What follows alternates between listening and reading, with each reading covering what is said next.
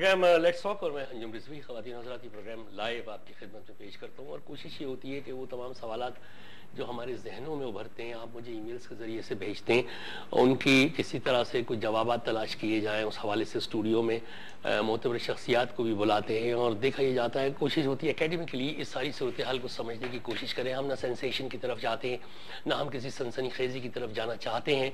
हम सिर्फ सूरत हाल को समझने की इसलिए कोशिश करते हैं कि ताकि मेरा और आपका माइंडसेट जो है वो दुरुस्त समत की तरफ गामजन हो जाए। जब तक के को रीजंस पता नहीं होंगे किसी भी चीज़ के, किसी भी अलमिया के, किसी भी स्कैंडल के, मैं समझता हूँ कि उस पर जितना भी शोर मचा लें वो शायद मुसलसल होते रहेंगे। कम से कम 64 साल की पाकिस्तान की तारीख तो यही बताती है कि ना हम अपनी गलतियों से सबक सीखते हैं, ना किसी मसले के जड़ में जाते हैं उसको समझने के लिए कि आखिर ये तनावर दरख्त कैसे बना था। मेरे इशारा आप समझ गए होंगे, मीडिया के मुख्तलिफ चैनल्स पर भी देख रहे हैं, अखबारात में भी देख रहे हैं आप। मुसलसल यूनुस हबीब का केस बहरान गेट दोबारा से आ गया है और उसमें सनसनी खेजी भी पैदा हो गई है। दोनों तरफ से तरदीदें भी आ रही हैं। यूनुस हबीब बार बार कह रहे हैं मैंने पैसे दिए सियासतदानों को, जनरल असलम बेग का नाम भी आ रहा है और जिन्होंने लिए हैं वो उसको डिनाई भी कर रहे हैं। लेकिन सिर्फ डिनायल से या कह देने से या कोई आदमी किसी, ये क्यों हो रहा है, मतलब इसको हम जरा समझने की कोशिश करेंगे कि आखिर इसकी ज़रूरत क्यों पेश आई या इसका सद्देबाब अगर हो सकता था तो कैसे हो सकता था ताकि इस किस्म की ये घिनौनी जो सूरत हाल पैदा होती है वो ना हो। हम अक्सर चीखते रहते हैं कि दुनिया में पाकिस्तान का इमेज ख़राब हो रहा है। हालांकि बात तो बड़ी अजीब सी है आजकल, और इमेज की बात कैसे की जा सकती है क्योंकि मीडिया सैटेलाइट का दौर है, कम्युनिकेशंस का दौर है, ईमेल इंटरनेट का दौर है, आप किसी चीज़ को छुपा नहीं सकते। तो क्या ये बेहतर नहीं होगा कि बजाय इमेज के जाल में उलझने के हम अपनी आइडेंटिटी फॉर्म करें, हम अपनी शनाख्त बनाएं। और हमारी शनाख्त जब भी बन सकती है जब हम इन मसाइल का जड़ देखेंगे कि क्या है और उसके बाद माजी की गलतियों से सबक सीखेंगे। स्टूडियो में मेरे साथ मौजूद है PMLQ के कराची डिवीजन के सदर हैं मोहतरम अमानुल्लाह पराचा साहब, और मेरे साथ मौजूद हैं सीनियर कानूनदान, माहिर कानून हैं, एनालिस्ट भी हैं, लॉ मैगजीन के चीफ एडिटर भी हैं जनाब जावेद सिद्दीकी साहब। अस्सलाम वालेकुम और बहुत बहुत शुक्रिया आप दोनों हजरात का स्टूडियो तशरीफ लाने का।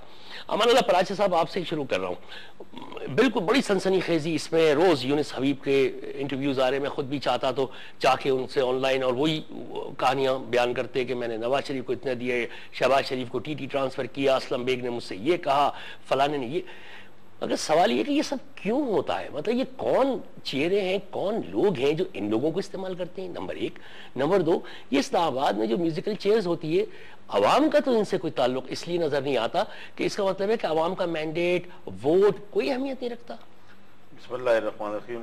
अंजू भाई बहुत शुक्रिया आपका, आपने स्टूडियो में दावत दी और बड़े अच्छे टॉपिक्स पे आपने आज की गुफ्तगू कर रखा है। इसमें देखिए सबसे पहले तो ये देखना चाहिए कि उन महरक़ात जिसकी वजह से मेहरान बैंक सामने आया, इस मुल्क में आया और क्यों आया, और ये यूनुस हबीब साहब कौन है। यूनुस हबीब साहब किसी ज़माने में 1991 के अंदर हबीब बैंक के अंदर रीजनल चीफ हुआ करते थे।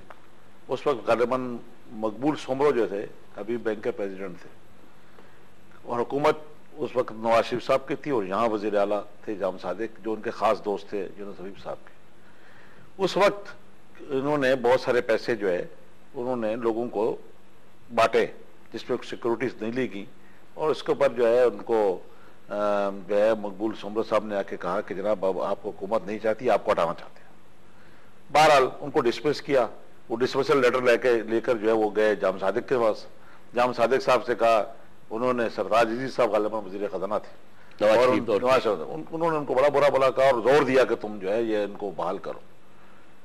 उन्होंने उनको बहाल नहीं किया, उसके बदले में उन्होंने मकबूल सोमरो के बच्चों को अगवा करवा दिया।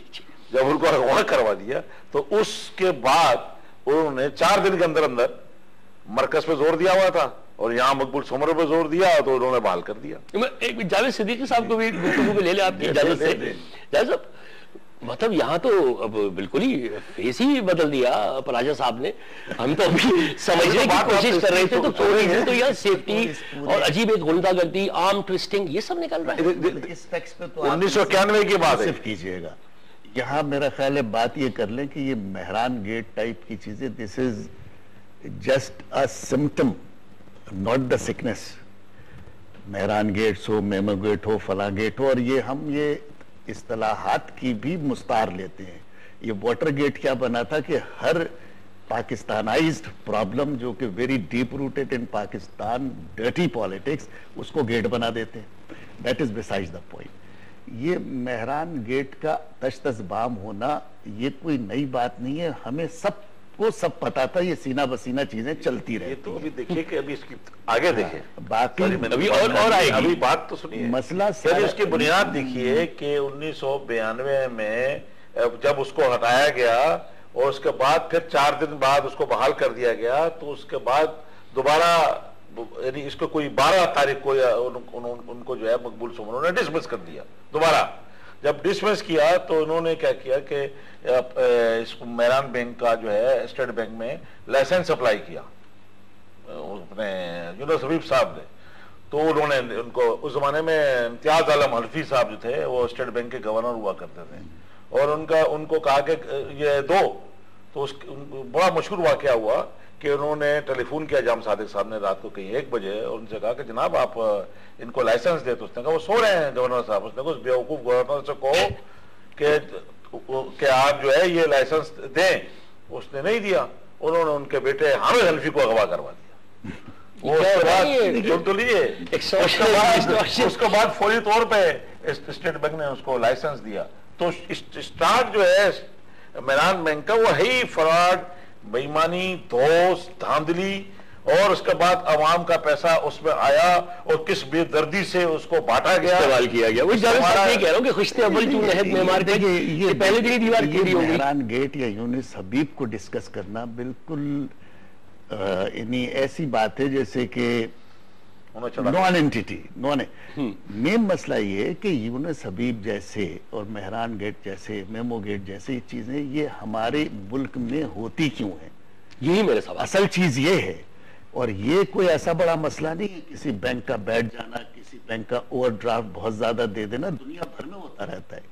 असल मसला ये है कि जब इंस्टीट्यूशन क्रिमिनल्स हो जाते हैं तो क्राइम इंस्टीट्यूशनलाइज हो जाता है, और जब क्राइम इंस्टीट्यूशनलाइज हो जाता है तो इस वक्त हमारा जहन वहां पे जाता है कि शायद इस तकरीब में हमारी तामीर में ही तकरीब मुज़मिर थी कि 64 साल में आप सब इसमें शामिल हैं कि ये ना बना पाए कि इस स्टेट की बेसिस क्या है।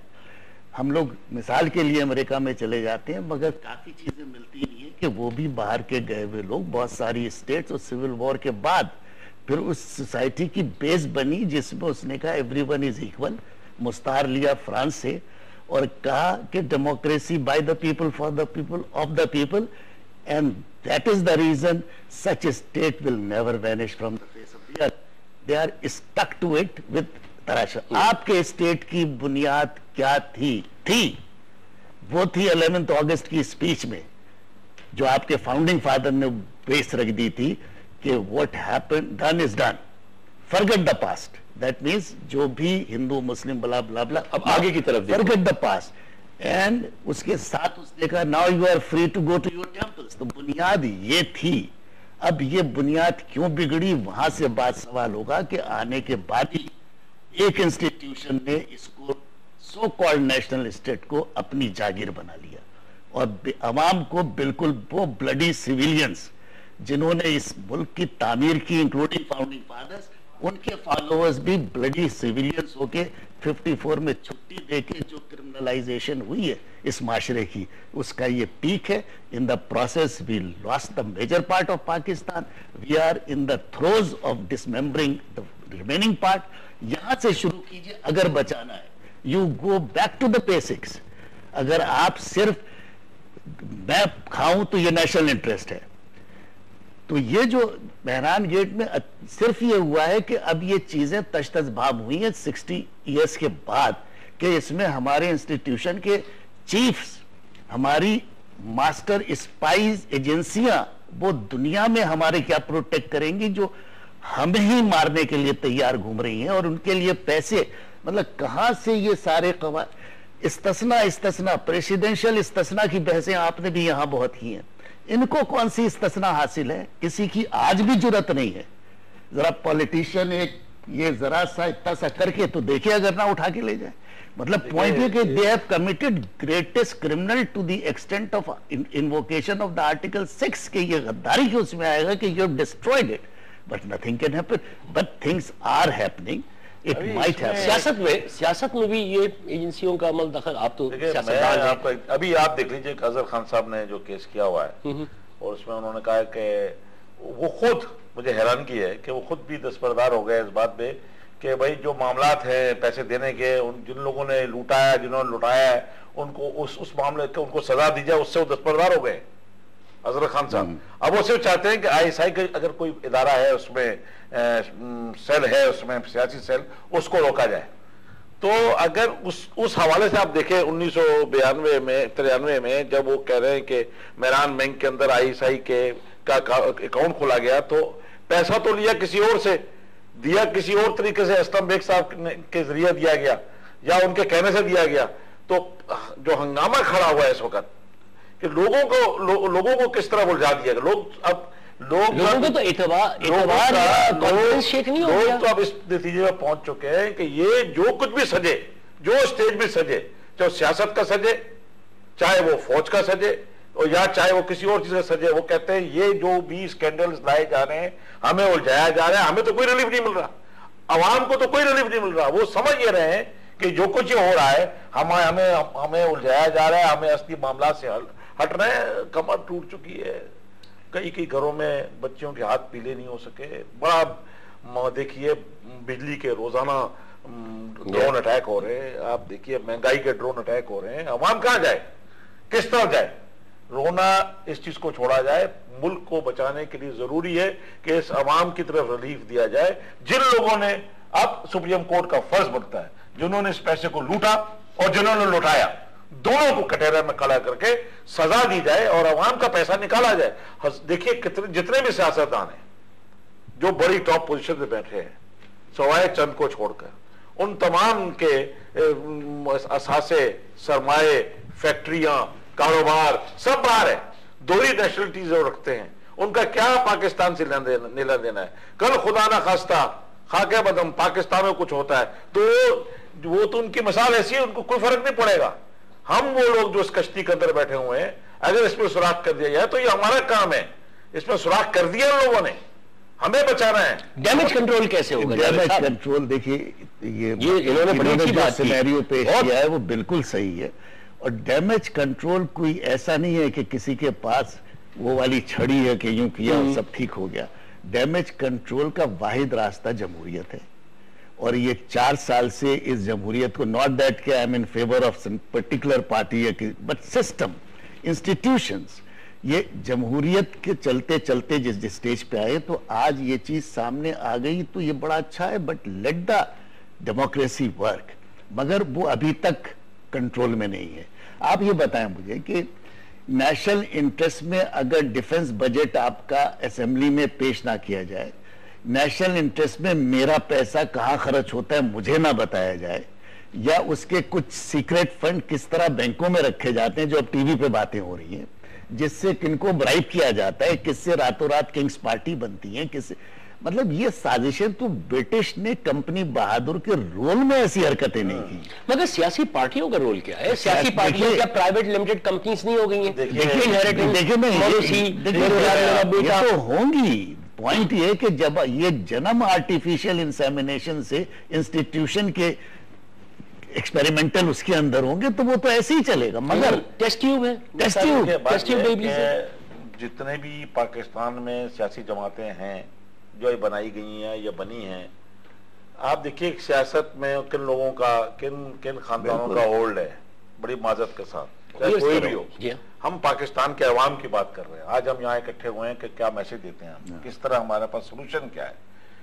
जिस जमहूरियत के जिस जमहूरियत के हमें जो जमहूरियत हमें चाहिए, 18 करोड़ अवाम को चाहिए, उस जमहूरियत ने पाकिस्तान को इस वक्त क्या दे दिया? सवाए इस 4 साल को देखिए,